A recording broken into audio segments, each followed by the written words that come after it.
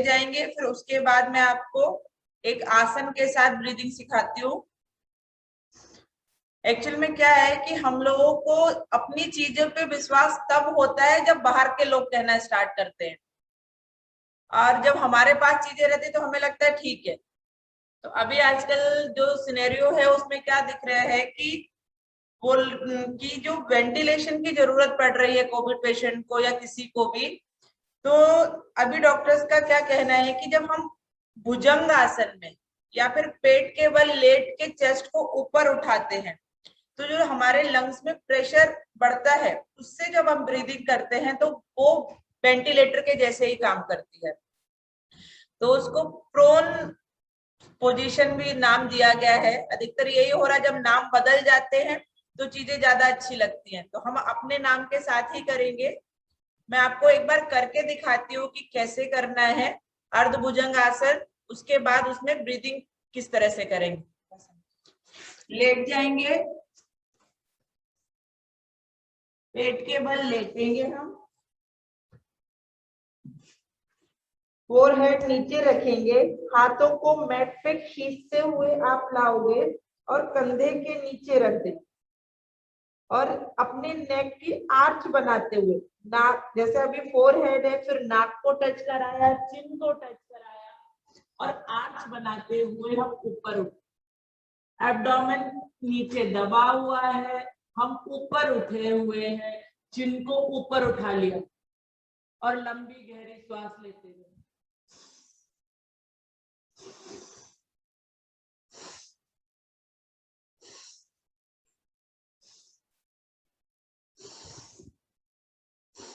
इसमें आप चाहें तो हाथ मैट से हटा भी सकते, लेकिन इनिशियल जब प्रैक्टिस करेंगे तो हाथ नहीं हटा पाएंगे आप लोग, उससे एब्डोमेन पे प्रेशर और ज्यादा बढ़ जाता है।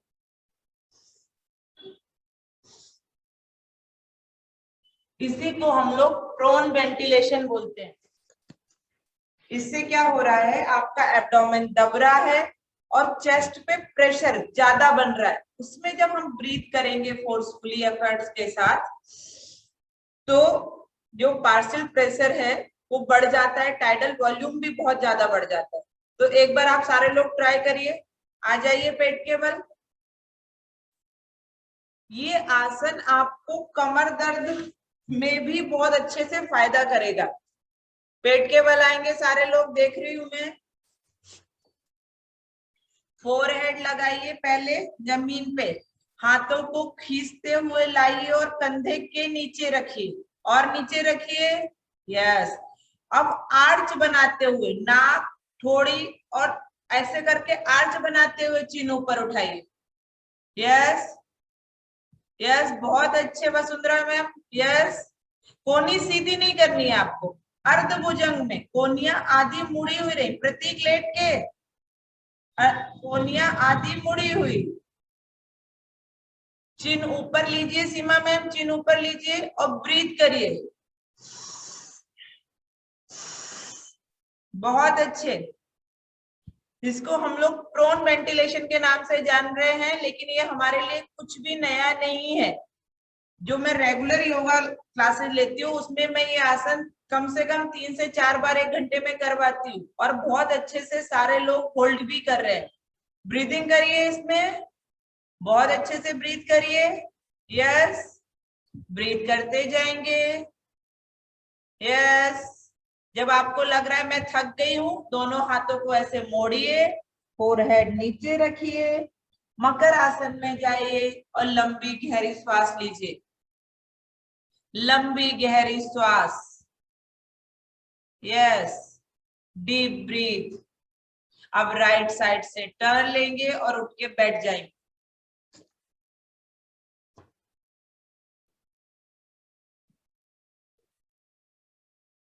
उठ के बैठेंगे।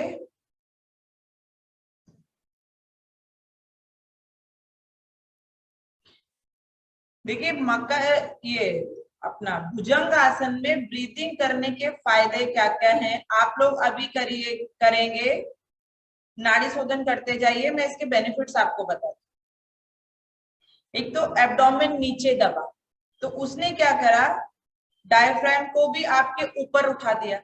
जब डायफ्राम यहाँ पे एक मसल्स होती है वो ऊपर उठती है तो लंग्स पे दबाव बना, लंग्स को दबाव बना रही है, और जब आप नाक से ब्रीथ ले रहे हैं तो वो लंग्स के दबाव के साथ जो भी अंदर म्यूकस भर गया है हमारी एल्वियोलाई में, म्यूकस है, जब कफ बढ़ जाता है तो हमारी एल्वियोलाई में ऐसे बलून, छोटे छोटे बलून्स के जैसे हमारे लंग्स में, है ना, अंगूर के गुच्छे जैसे होते हैं वैसे, जब उनमें म्यूकस भर जाता है तो हमें ब्रीदिंग डिफिकल्टी होती है, सेचुरेशन कम होता है।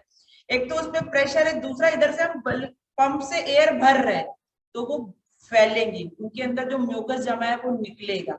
वेंटिलेटर म्यूकस निकालने का काम नहीं करता है, सिर्फ हवा फिल करता है, ये वेंटिलेटर का काम है।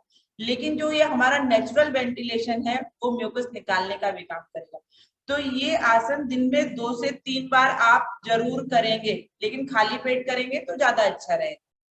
साइंटिफिकली जब हम इस आसन में आते हैं तो हमारे एल्वियोलाई, जैसे कि मैंने बताया, डायफ्राम भी कॉम्प्लेक्स रहता है, और जैसे हम ब्रीदिंग करते हैं उसके तो प्रेशर क्रिएट होता है, क्योंकि प्रेशर क्रिएट होता है क्योंकि म्यूकस से उसके ऊपर प्रेशर बढ़ता है, वो प्रेशर बढ़ता है किसी भी विस्कस चीज के ऊपर, तो फिक्सो प्रॉपर्टी की वजह से उसकी विस्कोसिटी कम होती है ना। जैसे कि अगर अपन किसी चीज को मंथन करते हैं और मतलब घोटते हैं तो घोटते घोटते घोटते उसके वो पतला होते जाता है, जैसे टमाटो को घोटने बैठेंगे तो पतला हो जाएगा, तो अगर किसी को मिक्स कर रहे हैं तो घोटते घोटते वो पतला हो जाएगा। तो म्यूकस पतला होना पहले जरूरी है, उसे बाहर आना, ये हमारे म्यूकस को पतला करेगा ताकि बलगम बाहर आए। और ये जिनको कोविड हो गया है उनके लिए तो बहुत अच्छा है, क्योंकि अधिकतर जो पेशेंट है उनमें निमोनिया हो रही है, ऑक्सीजन लेवल इसीलिए कम हो रहा है क्योंकि उनके एल्वियोलाई में म्यूकस भरा हुआ है। तो वो लोग करें और हम स्वस्थ बने रहे, हमारे लंग्स अच्छे रहे, इसलिए हमें प्रैक्टिस करना है। कोई भी आपके कांटेक्ट में आ रहा है जिसको हुआ है तो उसको आप जरूर बताएंगे, और ये करने के लिए हमें मोटिवेटेड होना जरूरी है सबसे। कोविड एक सिचुएशन है, इट्स एन अलर्जन जो कि हमारी बॉडी के डिफेंस मैकेनिज्म को अलर्ट कर रहा है, म्यूकस बनाना है डिफेंस मैकेनिज्म। तो कोई भी चीज होगी, जैसे कि अस्थमा के केसेस बहुत बड़े हैं पिछले कुछ सालों में, और एलर्जी रिएक्शंस के बहुत बड़े, तो कफ बनना है, बन जाना है इन सभी सिचुएशन। कोरोना या कोई नया वायरस या कोई नया स्ट्रेन आएगा, उसके अलग हमारी बॉडी का डिफेंस मैकेनिज्म तो कफ बना के उसको बाहर करना ही है। तो ये कोई सी भी सिचुएशन आ जाने दीजिए, ये सारे आसान प्राणायाम को हम लाइफ स्टाइल का हिस्सा बनाना ही पड़ेगा। जैसे हम हमारी गाड़ी की सर्विसिंग कराते हैं ना, वैसे ही हमें डेली अपनी गाड़ी की, अपनी बॉडी की सर्विसिंग करते रहना है, इसके लिए इंतजार नहीं करना है कि किसी दिन कोई तकलीफ आए, इसे अपने जीवन का हिस्सा बनाना बहुत अच्छा है। शुरुआत करें अपने बच्चों से, बच्चों को जरूर इन्वॉल्व करें। मैं हमेशा अपील करते रहता हूँ, और पीडियाट्रिक्स में जब हम बच्चों की ब्रीदिंग डिफिकल्टीज के बारे में बात करते हैं तो ये पॉइंट जरूर आता है कि जो लाइफस्टाइल रिलेटेड हैबिट्स हैं उनको बच्चों बचपन में इंस्टॉल करना बहुत आसान है, इजी है, और आज वक्त की डिमांड भी है, इसको नजरअंदाज न करें। अब नहीं जागेंगे तो कल को दिक्कतें और कहीं ना कहीं अलग अलग रूप में हमारे सामने आती रहेगी, और हम बिल्कुल नहीं चाहते कि हम हर साल नए चैलेंजेस से लड़ते रहें, और जीवन के जो अपने लक्ष्य हैं उनसे भटक के हम जीवन के एक्सिस्टेंस के लिए लड़ाई करते हैं। तो ये तो हमें जरूरी करना ही पड़ेगा, इसका कोई ऑप्शन अल्टरनेटिव नहीं है। करते चाहिए।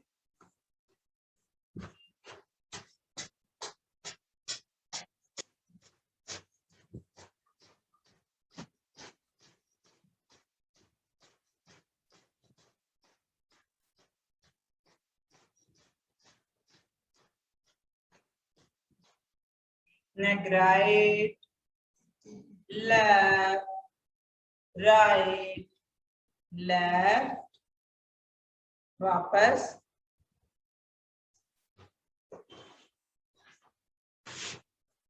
अब हम एक बार सिंह क्रिया की प्रैक्टिस करेंगे। आ जाएंगे सब लोग सिद्धासन में।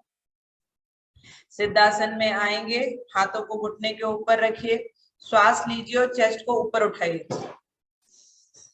टंग बाहर निकालिए,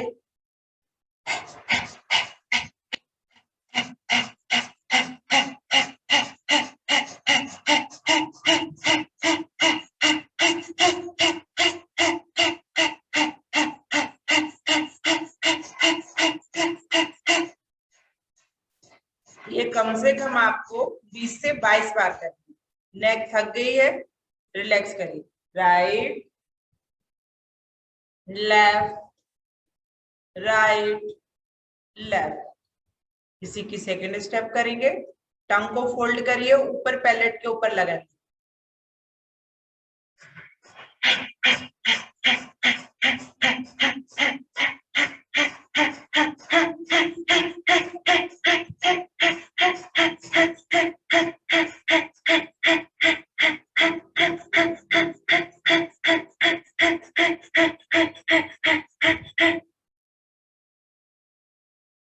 फिर से नेक राइट लेफ्ट, राइट लेफ्ट। अब जो थर्ड स्टेप है उसको कुंभक बोलते हैं। कुंभक मतलब होल्ड करना, किसी भी चीज को घड़ा तो कुंभ बोलते हुए उसी का ये है कुंभक। श्वास लेंगे लंबी गहरी, ब्रीथ होल्ड कर लेंगे। चिन कहाँ लगाएंगे? यहाँ, जाल अंदर बंद। पेट को अंदर खींचेंगे, उड़ियान बंद। और एनएस हमारा जो लेट्रिन का मार्ग है उसको अंदर खींचेंगे, मूल बंद। और जब ये तीनों एक साथ लगाएंगे तो महाबंद करेंगे।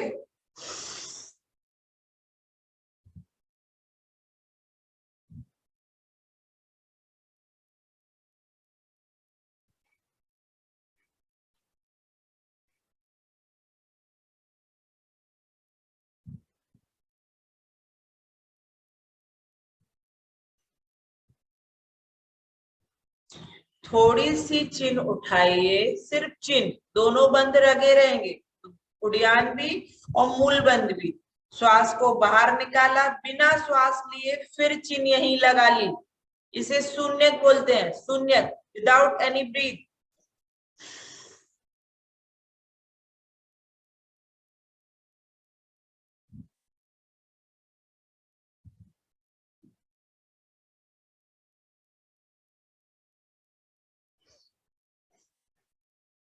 वापस नेक राइट लेफ्ट। कुंभक की प्रैक्टिस भी आपको दिन में कम से कम 7 से 8 बार करनी है। और अपने लंग्स की कैपेसिटी आप खुद चेक करते रहिए। अगर खांसी आ रही है, श्वास लंबी गहरी लेके होल्ड करने में बहुत ज्यादा सफोकेशन हो रहा है, मतलब कुछ गलत चल रहा है हमारे फेफड़ों में, तो इसकी प्रैक्टिस करेंगे। नाड़ी शोधन करते रहेंगे, ब्रीथिंग करते रहेंगे, भस्त्रिका करते रहेंगे। ठीक है, प्रैक्टिस चलती रहनी चाहिए। अगर आप लोगों को लग रहा है कि म्यूकस ज्यादा है, ब्रीथिंग करते जाइए। जैसे जिनकी कफ प्रकृति, मेरी इट सेल्फ कफ प्रकृति है, मैं सुबह सो के उठती हूँ तो मुझे ऐसा लगता है कि नेक में यहाँ पे कफ भरा हुआ है, तो सबसे पहले उठ के आप गार्गलिंग कर लीजिए सॉल्ट वाटर, पूरा कफ निकाल लीजिए, फिर प्रैक्टिस करिए, तो पूरे दिन अपने को अच्छा भी लगेगा। ठीक है,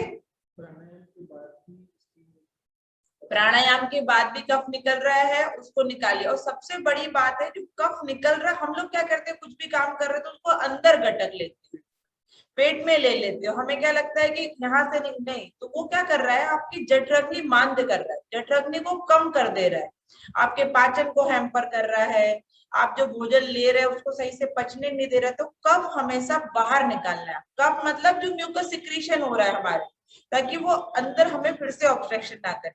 तो ये आदत जरूर बनाए। और कॉन्स्टिपेशन ना रहे, इसका बहुत ध्यान देना है इस समय में हम। ठीक है, और बनती कोशिश 8, 7:30, 8 के बाद नो फूड, क्योंकि वो हमारे शरीर में आम्लता और बढ़ाता है। 8 हमारी अपर लिमिट होनी चाहिए कि उसके बाद हमें नहीं भोजन लेना है। ठीक है, आप लोग करते जाइए। डॉक्टर जितन आपसे थोड़ी सी भ्रामरी कराएंगे, उस पर हम चर्चा पहले ही कर चुके। अच्छा,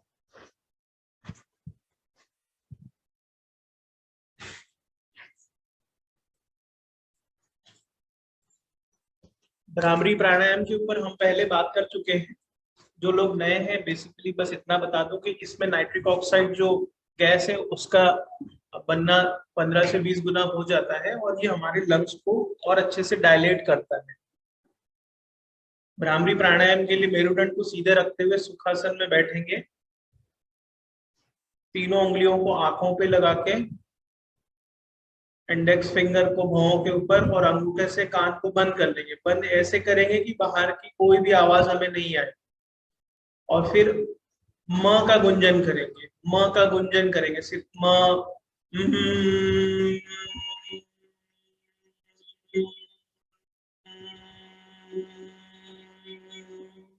इस तरीके से गुंजन करेंगे, 3 बार प्रैक्टिस करेंगे।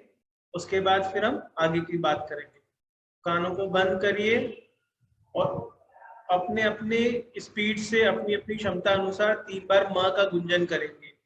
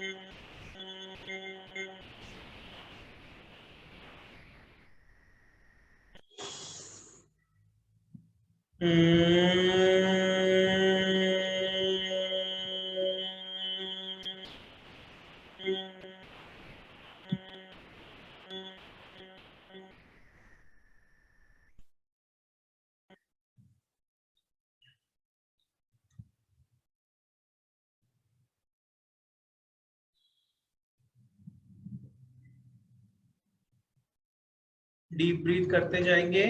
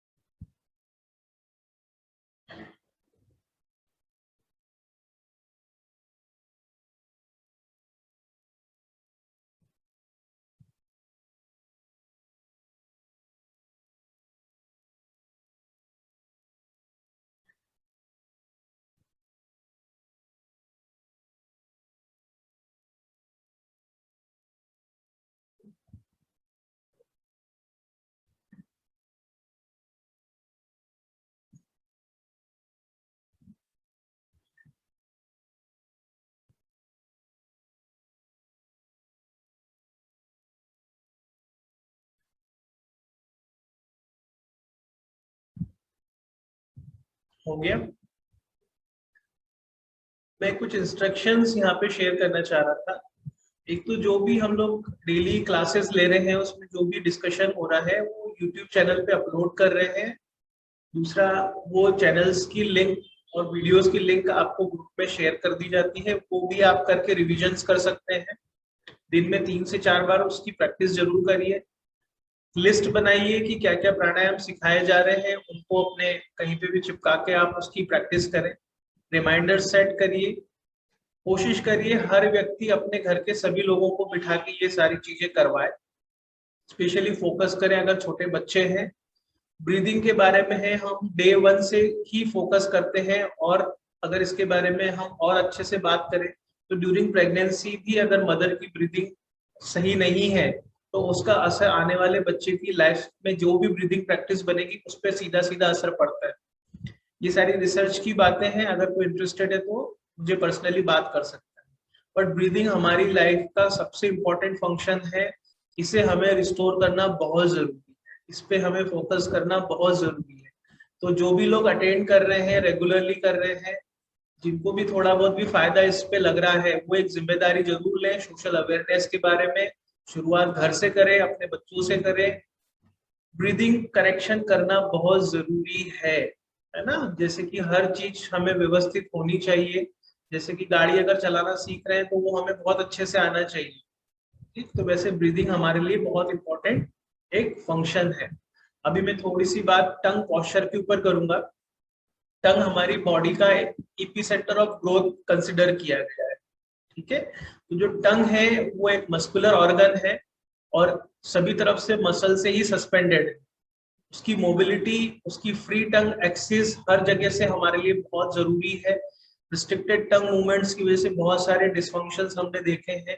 चाहे वो स्वेलोइंग पैटर्न हो, चाहे वो ब्रीदिंग पैटर्न हो, चाहे वो स्पीच हो, चाहे वो फेशियल ग्रोथ हो, या दांतों का टेढ़ा मेढ़ा होना हो, जॉ का ग्रोथ हो, ये सारी चीजें इंटरकनेक्टेड है। इवन आंखों का भी ग्रोथ, ऑर्बिट्स का भी ग्रोथ, स्पेशली जब बच्चों में बात करते हैं तो ऑर्बिटल ग्रोथ का वॉल्यूम भी हमारी टंग पोस्चर से अफेक्टेड है। हमारे साइनस का वॉल्यूम जो बनना है वो हमारी टंग पोस्चर के ऊपर अफेक्टेड है। तो करेक्ट टंग पोस्चर के 3 नियम है, वो हम समझेंगे। इसके बारे में और भी चीजें आप पढ़ सकते हैं, अगर नेट पे आप टंग पोस्चर के बारे में डालेंगे तो आपको पढ़ने के लिए बहुत सारी चीजें मिलेंगी। बट जो करने वाली चीजें हैं वही हम यहाँ पे आपको सिखा रहे हैं ताकि हम करें, क्योंकि इंफॉर्मेशन तो हम लोग डेली इतनी सारी मिल रही है हमें, लेकिन हमें उसे करना है। तो करने के लिए सबसे पहले सबसे इम्पोर्टेंट जो पोस्चर है वो है हमारा सीधा बैठना। बिना सीधा बैठे हमारा कुछ भी नहीं होगा, ठीक है, क्योंकि हमारी जो स्पाइन है वो हमारे अपर बॉडी ऑर्गन्स को सपोर्ट करती है, मसल्स उसको सपोर्ट करती है। तो जब तक ये मसल्स में टोनिसिटी नहीं रहेगी हम बहुत अच्छे से कुछ चीजें नहीं कर पाएंगे, है ना। जैसे कि स्पोर्ट्स पर्सन अगर अपनी सही से पोस्चर नहीं रखेगा तो उसका परफॉर्मेंस नहीं अच्छे से होता है। ऐसी बहुत सारी मूवीज हमने देखी है जहाँ पे कि कोचेज उनके पोस्चर और इनके बारे में, उनकी फिटनेस के बारे में फोकस करते हैं और वही उनका परफॉर्मेंस बनाती है, वही उन्हें नंबर 1 बनाती है। तो पोस्चर बहुत जरूरी है। उसमें हमने पहले वीडियो में बैक की पोस्चर के बारे में बात करी थी, शोल्डर की पोस्चर के बारे में बात करी थी, और हेड की और नेक की पोस्चर के बारे में बात करी थी। आज हम बात करेंगे टंग के पोस्चर। तो जो टंग है वो हमारी ऊपर तालू पे लगी होनी चाहिए। तालू मतलब पैलेट, ऊपर के जबड़े का जो ऊपर वाला हिस्सा होता है। जब मुंह में हम जुबान को घुमा रहे हैं तो ऊपर के दांतों के बीच का जो हिस्सा है, ठीक है, वहां पे चिपकी हुई होनी चाहिए। पहले ये स्कूल ऑफ थॉट था कि आगे की टिप चिपका के रखनी है ना, सिर्फ ऐसे। बट अब हमें पोस्टीरियर यानी पीछे का हिस्सा भी चिपकाना है, ताकि हमारा पीछे जो एयरवे है, जहां पे ये सारी चीजें मिलती हैं, जहाँ पे खाना और हवा जाने का रास्ता मिलता है, जिसको ओरोफेरिंक्स बोलते हैं, वहां पे हमारा मैक्सिमम वॉल्यूम हो, ताकि हवा जो हम अंदर ले रहे हैं वो बिना किसी रिस्ट्रिक्शन के अंदर जाए। तो टंग का पोस्चर ऐसे होना चाहिए। उसके लिए प्रैक्टिस करेंगे, जैसे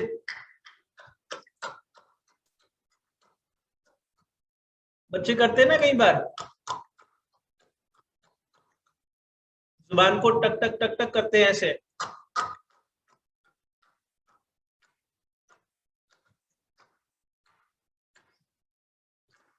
जब ये रिपीटेशन करेंगे तो एक पोजीशन ऐसी आती है जब जुबान हमारी ऊपर पूरी चिपकी हुई होती है, जैसे ऐसे।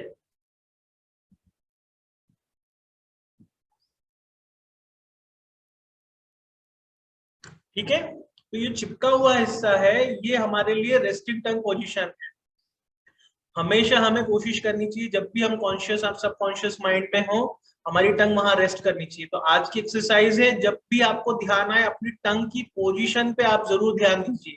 क्या वो तालू के ऊपर पूरी तरीके से चिपकी हुई है, मतलब पूरा सक्शन बना हुआ है, जिसको बोलते हैं लिंगुअल पैलेटल सक्शन, मतलब जुबान का पैलेट के ऊपर सक्शन बना के रखी हुई है।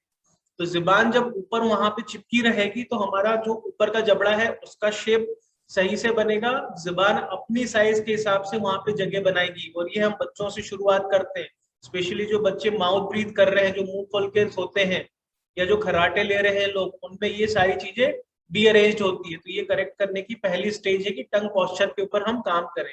तो टंग को हम ऐसे लगाएंगे, फिर से हम करेंगे,